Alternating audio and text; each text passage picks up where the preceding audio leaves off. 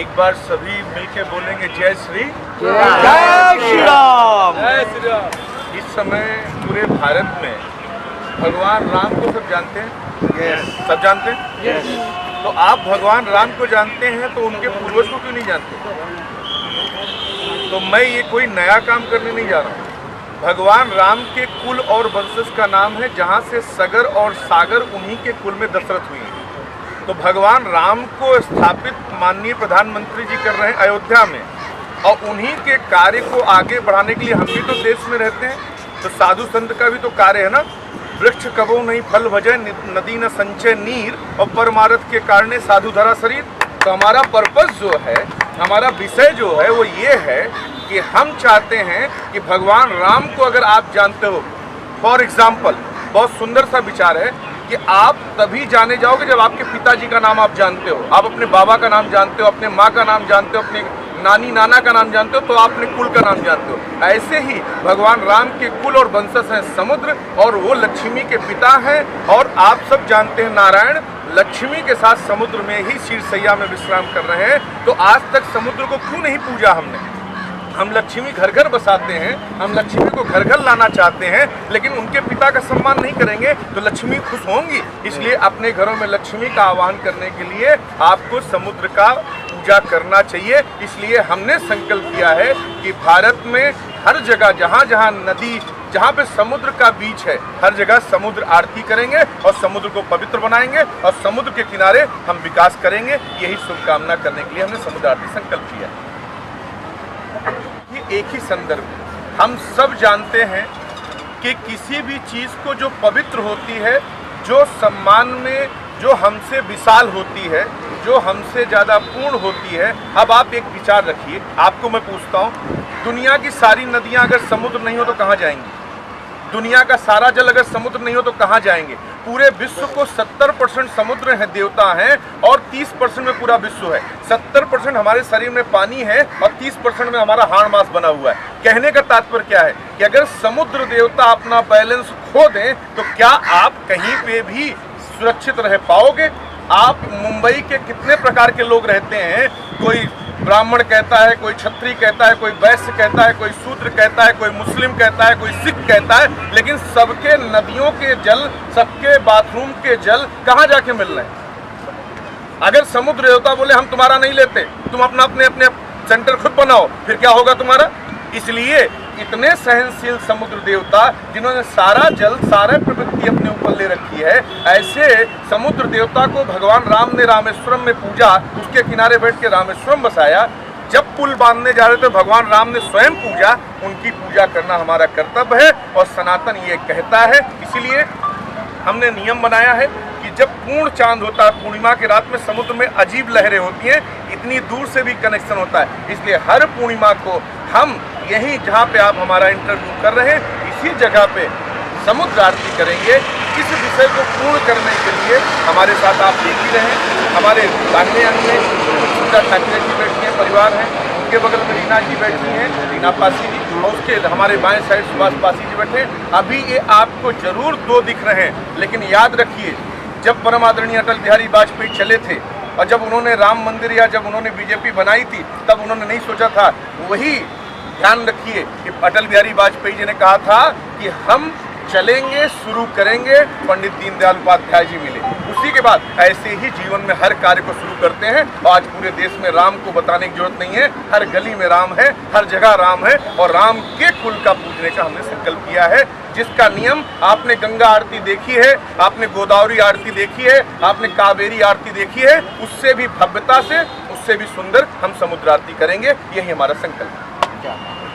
Sir, केवल एक ही दिन होगी कि इसको हर साल मनाया जाए? नहीं, एवरी मंथ, हम हर साल नहीं, हर महीने में एक पूर्णिमा आती है, हर एक दिन चांद पूरा होता है। हमें नहीं मालूम, यहाँ बहुत सारे लोग हैं, लेकिन किसी से पूछा जाए कि चांद छोटा बड़ा क्यों होता है तो आप सबको नहीं पता होगा, लेकिन बस चांद बड़ा होता है, छोटा इतना। लेकिन जब आप कभी समुद्र आरती में आएंगे तो आपको पता लगेगा चांद इतनी दूर है लेकिन समुद्र को इफेक्ट करता है। यही हमारा साइंस है और यही मेरे भारत का सनातन है। हम आपके पास ये कहने आए हैं कि जितने भारत में सनातनी हैं, हम सबको आह्वान करते हैं कि आइए समुद्र आरती करेंगे। आपने नदियों को खूब कर लिया, अब विश्व को एक करेंगे। विश्व में राम राज्य लाएंगे, विश्व में राम स्थापित करेंगे और विश्व में सनातन स्थापित करेंगे। ये समुद्र आरती से हम संकल्प करते हैं और हर महीने एक पूर्णिमा आती है, हर पूर्णिमा को करेंगे और भगवान ने इस लायक बनाया तो एवरी डे करेंगे, यही करेंगे और यहीं बैठ के करेंगे हर घाट में। स्मिता जी, आप इस संस्था से जुड़ी हैं तो आप क्या कहना चाहेंगी? समुद्र आरती का आपने भी बाहर उठाया है। पहले तो आप सभी को नमस्कार और इतना खूबसूरत कार्य परम पूज्य आदरणीय महाराज जी ने शुरू किया है, तो हम तो बहुत एक छोटा सा सहयोग देना चाहेंगे क्योंकि ये उनकी संकल्पना है। इन्होंने किनारे समुद्र आरती करी है और समुद्र के बारे में शायद हम सभी को इतना पता नहीं था और हम उसको समुद्र देवता कहते तो थे, पर समुद्र के बारे में हमने हमेशा भगवान जी को, हर कोई अलग अलग भगवान जी को मानता है और समुद्र देवता ये बहुत बड़े देवता हैं जिनको हमने कभी पूछा नहीं है, जिनकी आरती कभी की नहीं है। तो ये संकल्पना हमारे गुरु से हमको मिली है, आप सबको मिली है और ये कार्य जो होने जा रहा है उसमें हमने तो हम सब सहयोग तो दे ही रहे पर आप सभी को सहयोग देना उचित रहेगा क्योंकि जैसे उन्होंने कहा कि लक्ष्मी है, तो अगर हम लक्ष्मी चाहते हैं, हर कोई चाहता है कि हमारे घर में लक्ष्मी आ जाए, तो इनको अगर पूजेंगे तो ये हमको आशीर्वाद मिलेगा और हमारे घर में अपने आप लक्ष्मी और नारायण जी की कृपा होगी। महाआरती की जो संकल्पना है वो हमारे परम जो आदरणीय बाला साहब ठाकरे जी जो हमारे ससुर है उन्होंने शुरू की थी और जब इन्होंने ये संकल्पना हमसे डिस्कस की हमने कहा कि हमारा तो साथ देना बनता है और हमें बहुत बहुत खुशी होगी कि अगर हम इस योग्य आप समझें और हम आपको साथ दें। तो इन्होंने बहुत अच्छी तरह से हमको कहा कि आप अगर अच्छे भाव से और जुड़ना चाहते हो तो ये बहुत अच्छा कार्य है और हम इनसे जुड़ना चाहते हैं।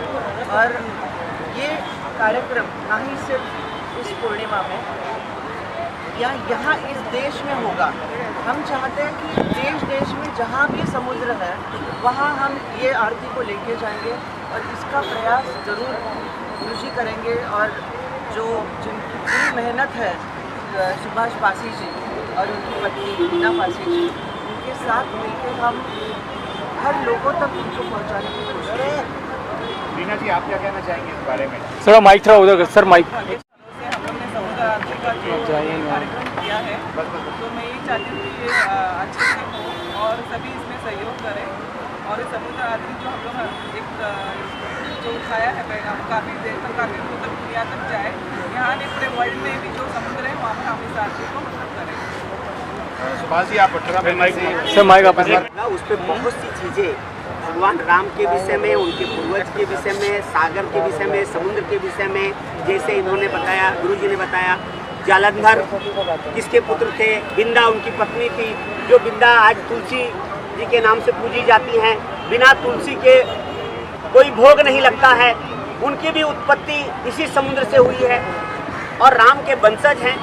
बहुत सी बातें, बहुत सी चीज़ें जब आरती होगी तो ये सब आप लोगों के बीच में आएगी और उसकी तिथि भी बहुत जल्द हम लोग घोषित करेंगे। हम लोगों ने सोचा था कि 25 तारीख को हम करें, लेकिन सारे पूरे देश में राममय चल रहा है, अभी भी हमारे पास परमिशन पूरी नहीं आ पाई है। तो ये कार्यक्रम हम फरवरी में पूर्णिमा के दिन हम करेंगे इसी जगह पे, क्योंकि हमें एक रास्ता मिल चुका है। एक बार जब परमिशन मिल जाता है तो उसी बेस पे आगे भी परमिशन मिलता है। तो हम लगे हैं, हमारा संकल्प है कि आजीवन हम ये आरती करेंगे। इसमें आप लोगों का, सभी लोगों का सहयोग चाहिए, क्योंकि बिना सहयोग के, जैसे गुरुजी ने बताया कि अटल जी जब चले थे अकेले चले थे, तो वैसे हम समुद्र आरती में तो हम लोग 4 लोग 5 लोग चल रहे हैं, तो ये कल 50 या 5 लाख में लोग बढ़ सकते हैं। क्या बात है। और ये आरती का उद्देश्य खाली हमारा आरती करना नहीं है। जब यहाँ आरती होगी तो यहाँ टूरिज्म बढ़ेगा, लोग आएंगे। ये बीच की साफ सफाई हम चाहते हैं कि हमारा जुहू का बीच, मुंबई का बीच अदर कंट्रियों के बीच से अच्छा होके, साफ सफाई होके, सारी सुविधाएं मिले। ये हम संकल्प लेते हैं कि हम जितना भी समय देंगे इस समुद्र महाआरती में और जो भी कुछ होगा हम यहाँ के लोगों के लिए, समुद्र के किनारे के साफ सफाई के लिए बहुत सी हमारी योजनाएं हैं। माननीय गुरुजी ने जिस तरह से बताया है कि सुभाष जी हम लोग इसको बहुत कुछ आगे लेके जाएंगे और हम ये जन जन तक जाना चाहते हैं। आज गंगा आरती देखने के लिए यूट्यूब खोलिए, कहीं से भी लोग जाते हैं तो गंगा आरती देखते हैं।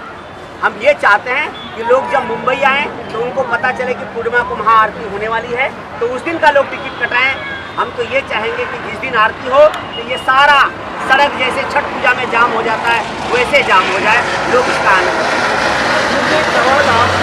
बोलूँगा आपके हमारे देश के प्रधानमंत्री जी ने एक अकेले दम पे सनातन का प्रयास किया, हमने स्वीकार किया, इसलिए पूरे विश्व में राम भगवान पहुंच गए कि नहीं पहुंच गए। हम आपसे दो बातें कहना चाहता हूँ कि अगर परम आदरणीय प्रधानमंत्री जी ने एक प्रयास किया तो आज पूरे भारत में विश्व में राम, यहाँ तक कि अमेरिका के सबसे बड़ी स्क्रीन में राम मंदिर का पूजा दिखाया जाएगा, दुबई के बुर्ज खलीफा में राम मंदिर का दिखाया जाएगा। तो मेरा आप सबसे एक छोटी सी बात कहनी है कि अगर हमारे प्रधानमंत्री जी ने एक प्रयास किया तो इतना बड़ा इतिहास बन गया, आज रामलला स्थापित हो गए, तो हमें विश्वास मानता हूं कि पूरे विश्व में वहां तो राम भगवान को भेजने के लिए, बताने के लिए जरूरत है, लेकिन समुद्र तो अपने आप में वहां पे व्याप्त है, वहां पे है ऑलरेडी। बस हमें ये बताना है कि ये समुद्र किस प्रकार से प्रकट हुआ, कैसे उत्पन्न हुआ और हमारे जीवन में इसका क्या महत्व है। तो आप सब सदा ध्यान रखिए, जो नमक खाते हैं वो कहाँ से बनता है? Very good. तो आप सब कर्जदार हैं समुद्र के, समुद्र देवता के हर तरह कर्जदार तो थे, ये भी कर्जदार हैं कि आप नमक हलाली नहीं करेंगे। आप इसलिए यहाँ आएंगे क्योंकि आपने समुद्र देवता का नमक खाया है। ऐसे ही जितने भी विश्व में समुद्र देवता का नमक खाए हैं उन सबको नमक हलाली नहीं करने दूंगा। और ऐसे ही जगह राम जैसे स्थापित हो रहे हैं वैसे समुद्र स्थापित होंगे क्योंकि उनके फूल और बन सकते। जय श्री राम, जय श्री राम, जय श्री राम। से मैं माननीय प्रधानमंत्री हमारे पूरे देश में, अब एक बात समझिए, माननीय प्रधानमंत्री क्यों आ रहे हैं बार बार। मैं कोई सांप्रदायिक या कोई नेता नहीं, एक बात मैं धर्माचार होने के नाते भी ये कहना चाहता हूँ, इसलिए उनका नाम बार बार आ रहा है कि उनका कर्म ऐसा हुआ। आज तक 500 साल में उन राम भगवान को जिनको हमने टेंट में देखा था, हमने वहाँ दर्शन करना बंद कर दिया था, इस बात को कह के कि जब तक उनका, ये बताइए कैसे कोई पुत्र सोच सकता है कि उसके माँ बाप टेंट में रह रहे हों और उस जगह पे जिस भारत को हम कहते हैं राम भरोसे हिंदुस्तान, ऐसे हिंदुस्तान जो राम के भरोसे चलता हो, ऐसे हिंदुस्तान में वो टेंट में सो रहे थे। हम आपको यही कहना चाहेंगे, आज मैं उनको इसलिए धन्यवाद कहता हूँ माननीय प्रधानमंत्री जी को कि उन्होंने निष्ठा से अपना दृढ़ संकल्प करके पूरा किया। यही कार्य अगर इससे पहले वाले गवर्नमेंट भी पूरा की होती, जैसे माननीय बाला साहब ठाकरे जी ने आरती का प्रारूप किया, तो माननीय जी ने अभी 1 मिनट में आपसे बता दिया कि उनका संकल्प था। और मैं उस संकल्प से ये भी बोलता हूँ, महाराष्ट्र में अगर सच में सनातन जिंदा रखने का काम अगर किसी ने किया था तो बाला साहब ठाकरे जी ने किया था।